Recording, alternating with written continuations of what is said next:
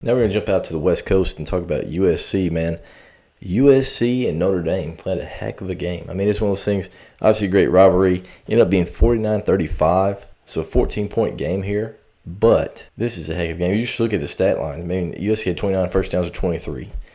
Third down efficiency, pretty similar. Notre Dame was 3 of 3 on fourth down, so that's huge right there.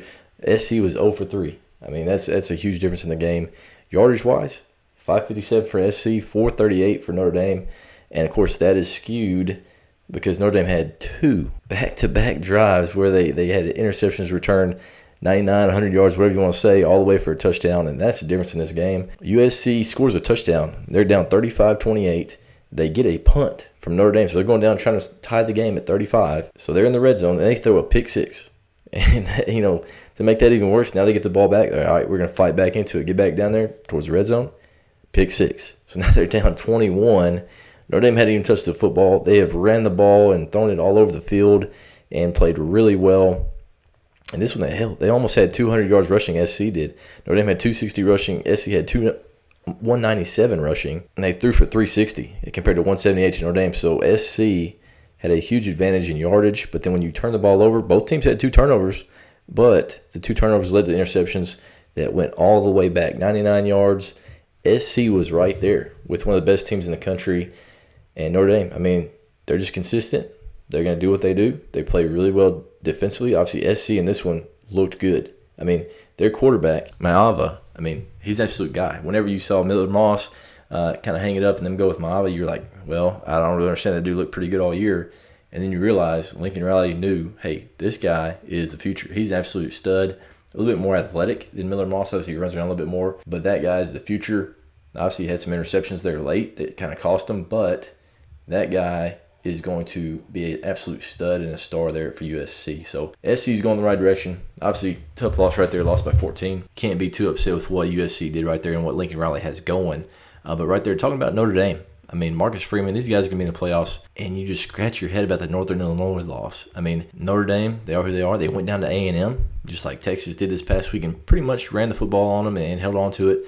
I think A&M is better than what they were early in the year right now, but I also think Notre Dame's a lot better than they were early in the year. So, Riley Leonard really coming into his own. Denbrock really finding out what his strengths and weaknesses are. And, of course, Jeremiah Love, probably one of the best running backs in the country. Unbelievable player, extremely skilled.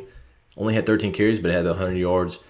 He's been carrying this offense along with Jadarian Price. I mean, 2 really good running backs. And then with the quarterback run that Denbrock has, obviously, same thing they had at LSU last year with Jaden Daniels. But Riley Leonard, not quite the athlete that he was, not quite the arm strength, but a tough dude that just finds a way to win. And you got a team that's probably going to host a home playoff game. So it's going to be really interesting to see a home playoff game at South Bend, Indiana in December. I know everybody's going to be jacked up for that. I wonder how much those tickets are going to be. I mean, if you guys want to give one away, I mean, I'll take them if you're just giving out tickets. But anyway, going to be really cool to see. Home playoff game at Notre Dame. Those guys have earned it. I mean, their schedule is not the toughest. But, I mean, they beat the teams they're supposed to.